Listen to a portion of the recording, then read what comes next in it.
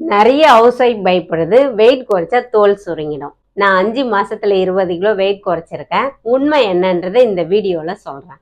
அதுக்கு முன்னாடி நீங்க யாராவது எங்களோட 30 days வெயிட் லாஸ் சேலஞ்சில் ஜாயின் பண்ணி நாங்க சொல்றதை கேட்டு மாசத்துக்கு 3ல இருந்து 4 கிலோ வெயிட் குறைக்கணும்னு நினைச்சீங்கன்னா நாங்க சொல்லி கொடுக்குறோம். எங்களை கான்டாக்ட் பண்ணி ஜாயின் பண்ணிக்கோங்க. வெயிட் குறைச்சா தோல் சுருங்கும். அது எல்லாருக்கும் சுருங்காது, ஒவ்வொருத்தருக்கு மாறும். இப்ப நான் சொல்ல போற இந்த 3 விஷயத்த பண்ணுங்க. நீங்க வெயிட் குறைக்கும் போது தோல் சுருக்கத்தை கம்மி பண்ணலாம். ஃபர்ஸ்ட், வெயிட் வேகமா குறைக்கணும்னு நினைக்காதீங்க.